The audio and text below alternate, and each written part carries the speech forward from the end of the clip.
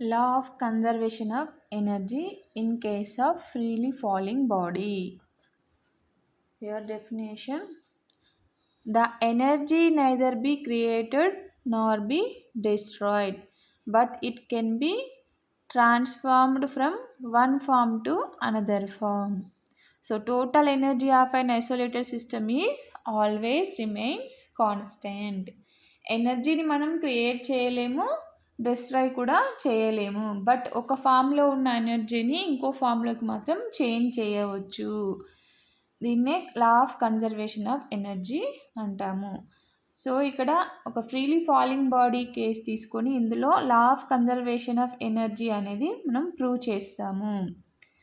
ఇక్కడ here some height H డిస్టెన్స్లో point ABC అని ఫ్రీలీ ఫాలింగ్ ఒక బాడీని తీసుకొని ఫ్రీగా ఫాల్ చేసినాం. సమ్ హైట్ హెచ్ నుండి ఒక బాడీని ఫ్రీగా ఫాల్ చేసినప్పుడు ఆ బాడీ యొక్క ట్రావెలింగ్ పాత్లో పాయింట్ ఏబిసి అని 3 పాయింట్స్ తీసుకొని ఈ పాయింట్స్లలో కూడా టోటల్ ఎనర్జీ అనేది రిమైన్స్ కాన్స్టాంట్ అని ప్రూవ్ చేసాము. ఫర్ ఎగ్జాంపుల్ ఇక్కడ నేను ఒక బాల్ తీసుకున్నాను. బాల్ తీసుకొని మనం ఫ్రీగా ఫాల్ చేసినప్పుడు ఆ బాల్ అనేది ఎర్త్ సర్ఫేస్ని రీచ్ అయ్యే వరకు మనం 3 పాయింట్స్ని కన్సిడరేషన్ చేసి ఈ 3 పాయింట్స్ ఏబిసి పాయింట్స్లలో ఏ దగ్గర టోటల్ ఎనర్జీ అండ్ బి దగ్గర టోటల్ ఎనర్జీ అండ్ సి దగ్గర టోటల్ ఎనర్జీ అనేది ఎలా ఉంటుందో ఫైండ్ అవుట్ చేద్దాము. హియర్ డిస్టెన్స్ హెచ్ ఏ నుండి బికి మూవ్ అయినప్పుడు ఇక్కడ మనం డిస్టెన్స్ ఎక్స్గా అజ్యూమ్ చేసుకుంటున్నాం. రిమైనింగ్ బి టు సిని టోటల్ హెచ్ మైనస్ ఈ డిస్టెన్స్ అంటే హెచ్ టోటల్ డిస్టెన్స్ మైనస్ ఈ డిస్టెన్స్ చేస్తే మనకి బి టు సి డిస్టెన్స్ అనేది వచ్చేస్తుంది. So H minus X. ఇప్పుడు పాయింట్ ఏ దగ్గర ఫస్ట్ ఫైండ్ అవుట్ చేద్దాం. At point A, the total energy at point A. Total ఎనర్జీకి అంటే మనం ఏమేమి ఎనర్జీ ఫైండ్ అవుట్ చేయాలి? Total energy is equal to kinetic energy plus potential energy.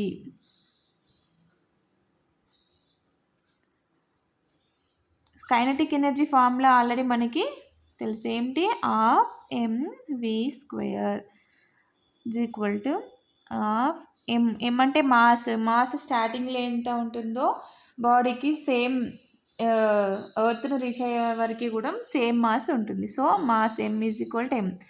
ఇక్కడ V మనం బాడీని ఎలాంటి ఫోర్స్ వెలాసిటీ ఏం అప్లై చేయకుండా జస్ట్ ఫ్రీగా లీవ్ చేస్తున్నాం, అంటే ఫ్రీగా ఫాల్ చేస్తున్నాం కాబట్టి వెలాసిటీ అనేది ఏమీ ఉండదు. So velocity 0.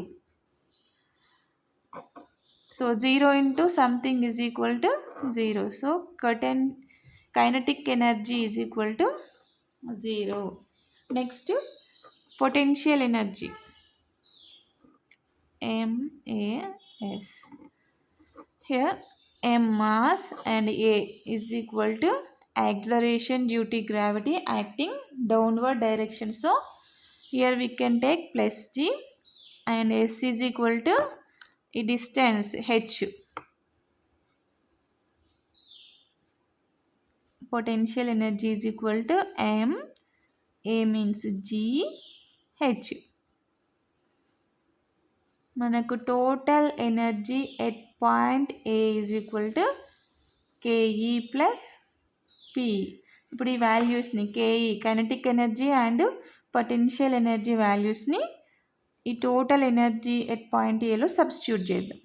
కైనటిక్ ఎనర్జీ అంటే 0 plus MGH.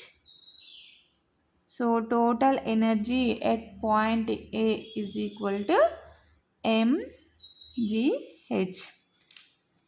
Next at point B దగ్గర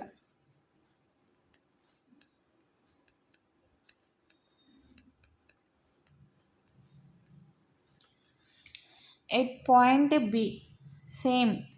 ఎట్ పాయింట్ బి దగ్గర కూడా మళ్ళీ మనం టోటల్ ఎనర్జీని ఫైండ్ అవుట్ చేస్తాం కాబట్టి first kinetic energy KE is equal to half MV square.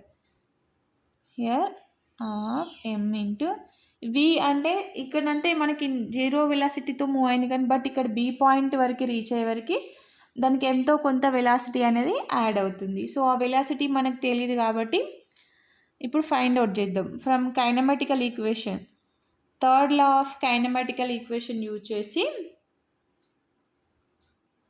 We square V వెలాసిటీని ఫైండ్ అవుట్ చేద్దాం.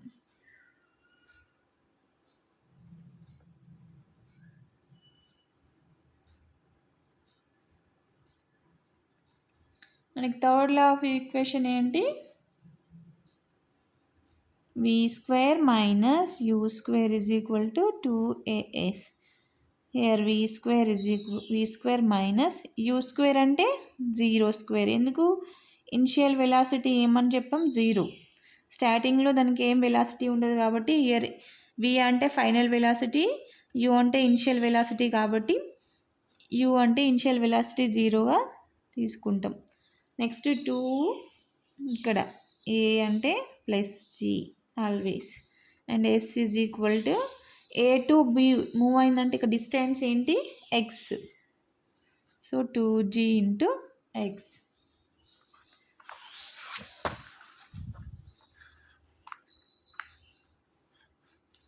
Next V square is equal to మనకి ఏమొచ్చింది ఇప్పుడు?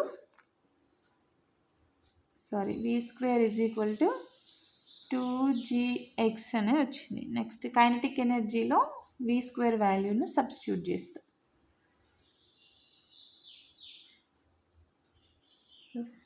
2 get cancel. Kinetic energy is equal to m into g into X. Next potential energy ఏంటి మనకి?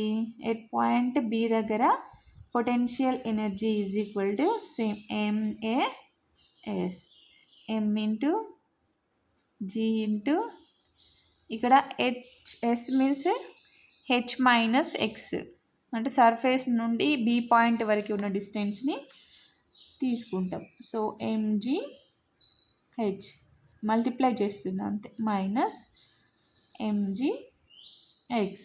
ఇదేంటి? Potential energy is equal to so total energy at point B is equal to KE at B plus potential energy at B.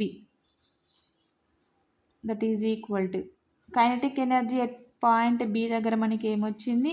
mgx plus potential energy ఏమొచ్చింది? mgh minus mgx. So mgx plus mgx minus mgx get cancel. Remaining total energy at point B is equal to mgh. Next at point C.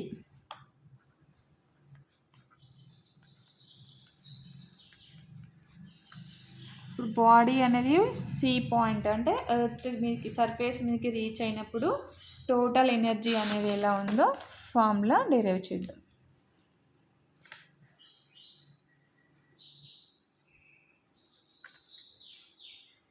Same kinetic energy is equal to half mv square. మళ్ళీ same by using third law of kinematical equation. v square minus u square is equal to 2as. Here same u is equal to 0 but here s is equal to h. Substitute చేస్తే మనకి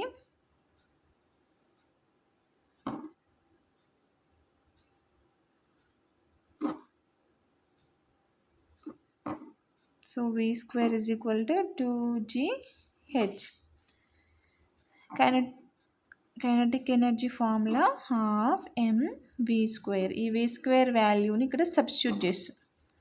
half m into v square అంటే 2gh. So 2 get cancel.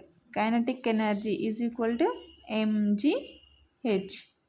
Next potential ఎనర్జీని find out చేస్తున్నాం. At point C దగ్గర potential energy is equal to mass is equal to, here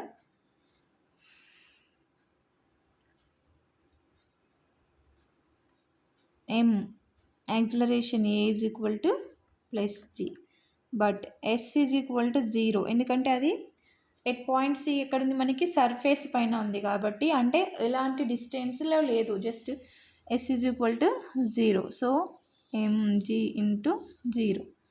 so potential energy is equal to 0. ఇప్పుడు total energy of at point C is equal to ke of c plus potential energy of at point c, that is equal to kinetic energy ఏమొచ్చింది మనకి mgh plus potential energy 0. so total energy of at point c is equal to mgh. this is at point c.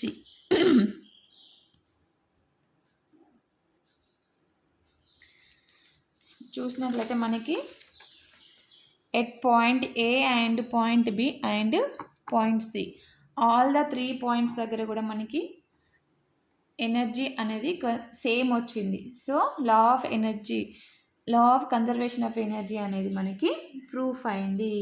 So conclusion ఏం చెప్తాం, hence the total energy remains constant in all the 3 cases. So law of conservation of energy is verified in case of freely falling body.